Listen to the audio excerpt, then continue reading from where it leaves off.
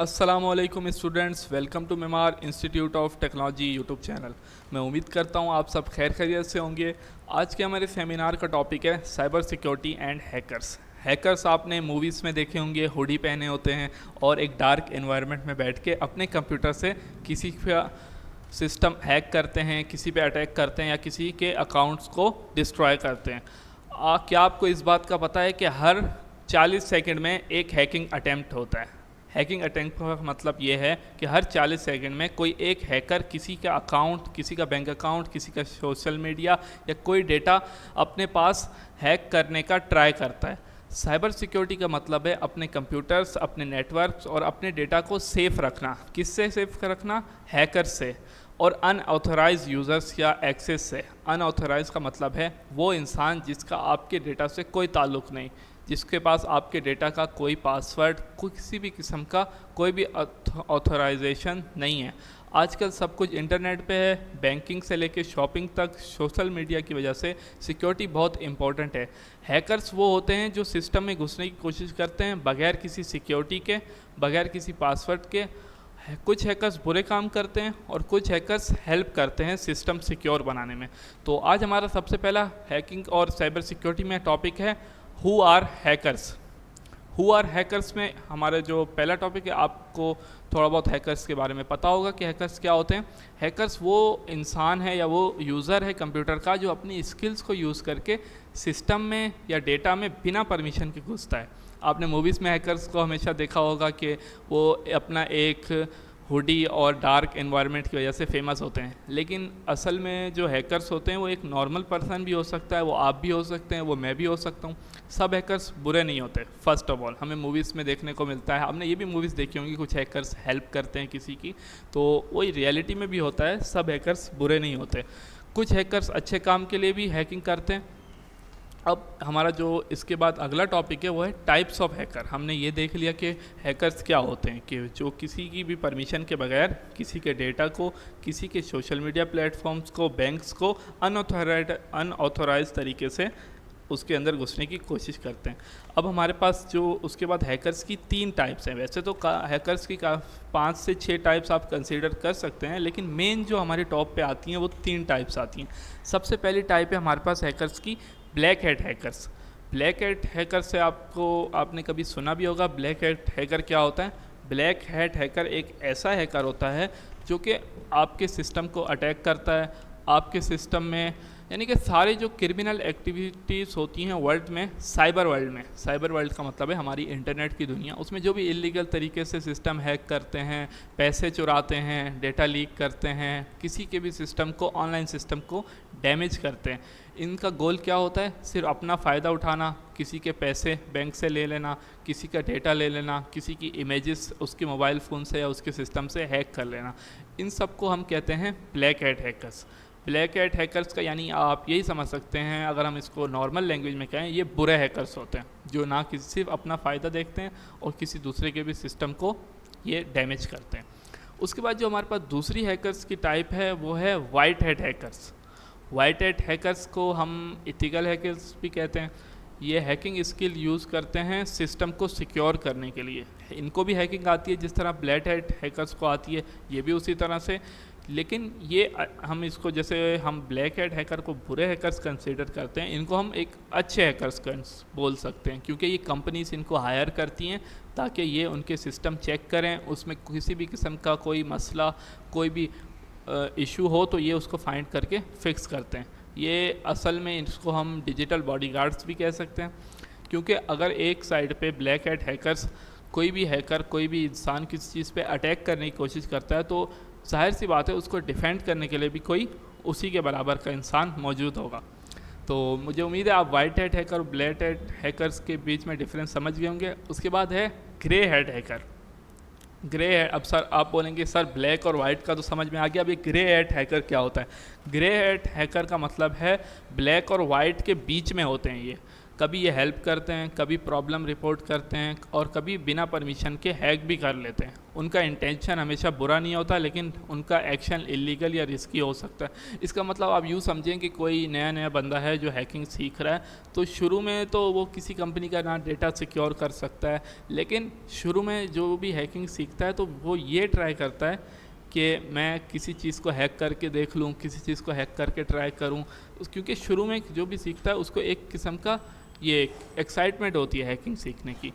और उसके बाद जो शुरू में ग्रे हैट हैकर होता है वो ज़रूरी नहीं है वो भी बुरा हो अच्छा हो, लेकिन उसका जो इंटेंशन होता है वो हमेशा चेंज होता रहता है। कभी वो हेल्प करता है, कभी वो किसी के सिस्टम को अटैक करने का ट्राई करता है। उसका डेटा लीक से या इस तरह का मेजॉरिटी में इंटेंशन नहीं होता कि वो किसी का डेटा लीक करे। वो जस्ट एज अ फ़न, जो नए नए हैकिंग स्किल्स सीखते हैं तो वो एज अ फ़न इस चीज़ को यूज़ करते हैं।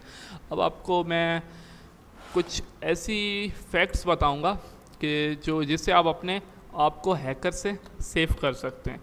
हैकर से सेव करना बहुत आसान है। हमने मूवीज़ में ये देखा है कि हैकर्स अपने सिस्टम पे बैठते हैं और कोई इस तरह का कोड रन करते हैं या बिल्कुल कीबोर्ड पे इस तरह से वो टाइपिंग करते हैं और सिस्टम हैक हो जाता है। लेकिन ये रियलिटी नहीं है। रियलिटी ये है कि कोई भी इंसान आपको तब तक हैक नहीं कर सकता जब तक आपकी अपनी कोई गलती ना हो।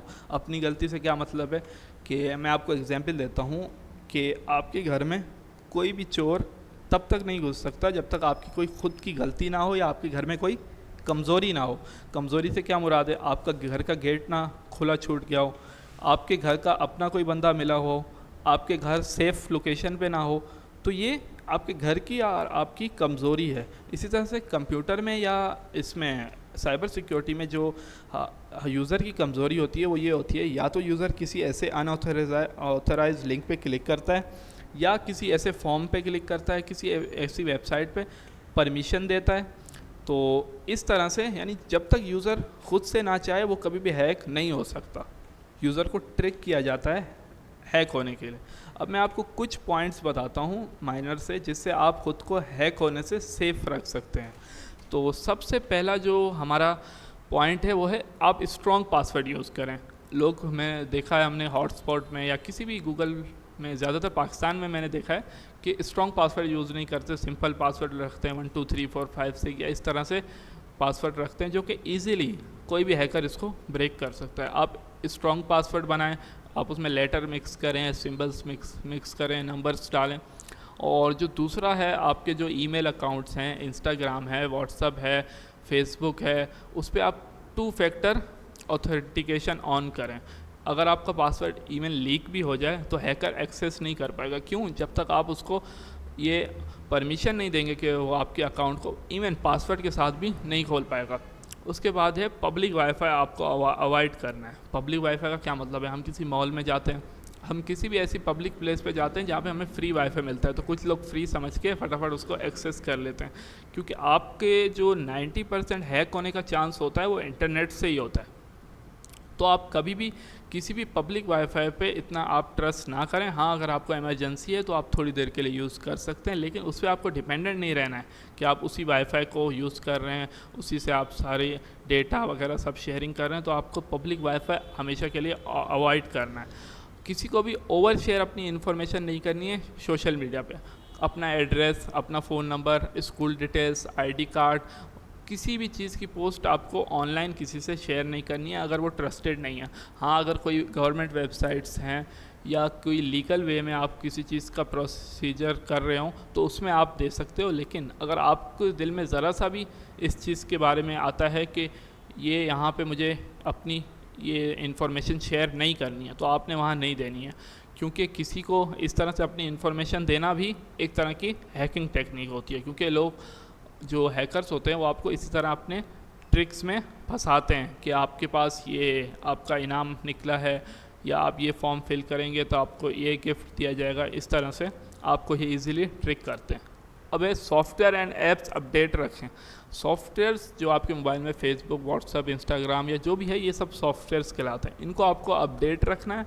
अपडेट रखने के साथ साथ किसी भी सॉफ्टवेयर को आपने क्रैक डाउनलोड नहीं करना है। क्रैक का मतलब यह है कि हम देखते हैं कि कुछ हमारे पास एप्लीकेशंस होती हैं, गेम्स होती हैं जिनमें प्रीमियम बाय करना होता है, तो लोग उसको क्रैक वेबसाइट से क्रैक वर्जन डाउनलोड करते हैं। क्रैक वर्जन का ये मतलब होता है कि किसी हैकर ने उसमें चेंजेस किए हैं और चेंजेस करने के बाद वो चीज़ पब्लिश कर दी है, तो आप उस हैकर पे ट्रस्ट नहीं कर सकते। कुछ लोग, मैं ये नहीं कहता कि सारे जो क्रैक एप्लीकेस होते हैं या एप्लीकेशंस होती हैं सॉफ्टवेयर वो सारे गलत होते हैं, लेकिन उनमें वो डेटा होता है जो ट्रस्टफुल कंपनी प्रोवाइड नहीं करती। जब एक चीज़ को क्रैक किया जाता है तो उसमें से कंपनी का जो गारंटी होती है वो ख़त्म हो जाती है। तो आपको कभी भी किसी भी अनट्रस्टेड प्लेटफॉर्म से ऐप्स एंड सॉफ्टवेयर नहीं डाउनलोड करना है। सबसे जो लास्ट हमारा बचने का जो तरीका है वो है फ़िशिंग। फ़िशिंग का मतलब ये होता है कि किसी भी लिंक पे क्लिक करना। आपके पास कोई ऐसा लिंक आया, आप इस लिंक पे फॉर्म फिल करें, आपको जॉब मिल जाएगी, या आप कोई जॉब ढूंढ रहे हैं और किसी ने कहा मेरे पास ये जॉब है, आप यहाँ पे अपना फॉर्म फिल करें, इन्फॉर्मेशन डाल दें, तो ये फ़िशिंग कहलाती है। आपने किसी भी ऐसे लिंक पे क्लिक नहीं करना जो बिल्कुल यानी कि उसका यूआरएल समझ में ना आ रहा हो, या आपको थोड़ा सा भी शक हो कि यार ये यूज़र इंटरफेस सही नहीं है। इस तरह से किसी भी लिंक पे ना आपने क्लिक करना है, और अगर आपने क्लिक किया तो वहाँ पे किसी भी किस्म की आपने परमिशन नहीं देनी, ना कैमरा की परमिशन आपको देनी है, ना आपने अपनी गैलरी की परमिशन देनी है, ना आपने वहाँ पे कोई भी सेंसिटिव या अपना पर्सनल डेटा पुट करना है। तो ये आज की हमारी क्लास थी। इसमें मैंने आपको टाइप्स ऑफ हैकर, हैकिंग कैसे होती है, हैकर्स क्या होते हैं, और थोड़ा सा बेसिक सा ट्यूटोरियल दिया था। इंशाल्लाह इसका नेक्स्ट पार्ट भी ज़रूर आएगा। और अगर आपको वीडियो अच्छी लगी हो तो चैनल को भी सब्सक्राइब कर दें एंड वीडियो को भी लाइक ज़रूर कर दें। MIT के स्टूडेंट्स के लिए अटेंडेंस लगाने का प्रोसीजर आपको पता है। अगर मैं आपको एक दफ़ा दोबारा बता देता हूँ, आपने कमेंट में जाना है, कमेंट में अपना नाम, अपने कोर्स का नाम और उसके साथ प्रेजेंट लिखना है। इंशाल्लाह आपसे मुलाकात होगी नेक्स्ट सेमिनार में। तब तक के लिए अल्लाह हाफिज़।